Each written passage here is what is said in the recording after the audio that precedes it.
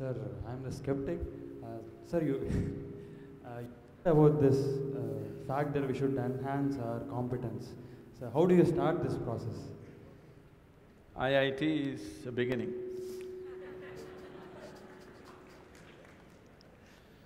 So, what are you skeptical about? You don't believe competence will work in this world, is it?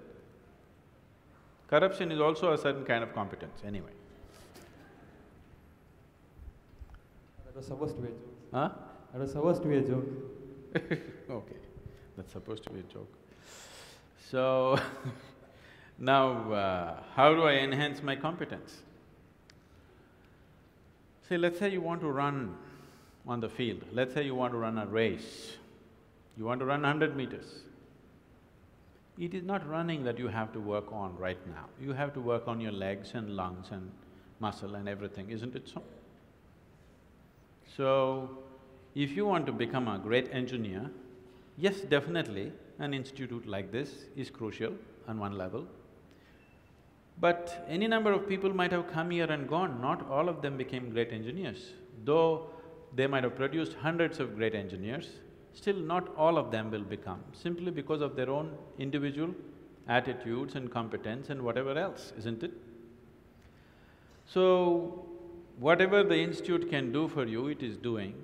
One foremost thing that you need to do is to enhance your own physical and mental capabilities. Because if you want to be a good engineer, you need a working brain. Just having a degree of engineering may be a passport to a job, but it is not a passport to success, isn't it? So to have a working brain, which the engineering degree will not freeze. Usually lots of degrees, when people acquire degrees, they freeze their brains. They think they can… now they've finished using it and now they can rest it for the rest of their lives. It is not so. This is only to enhance your capability. This is just an organized effort. A school, a college, an institute is just an organized effort towards that, because each individual cannot craft it for himself. That is why an institution. Otherwise, an institution has no other purpose.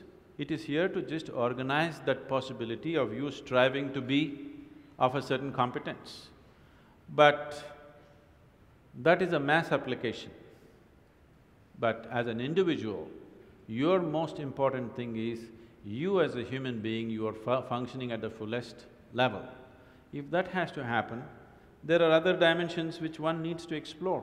Unfortunately, though these sciences and technologies for inner well-being have been the mainstay of this culture for thousands of years, today we are largely losing it for various reasons, because we want to imitate somebody else. We don't want to imitate our grandfather Topiwala anymore.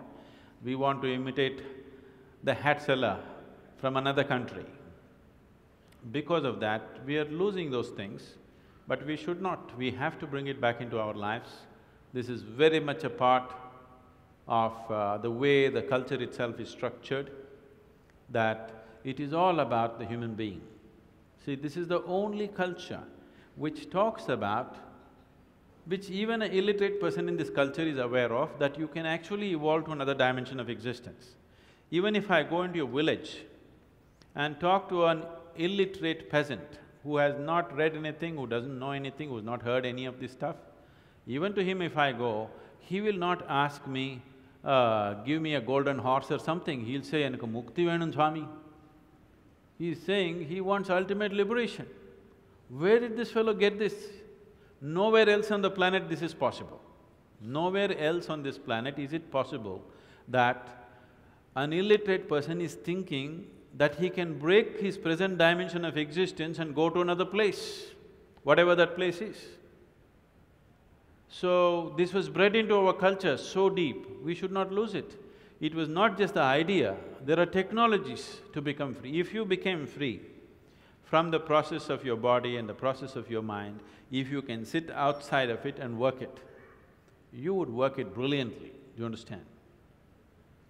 You would be able to use this body and use this mind only when you are able to not treat it as myself.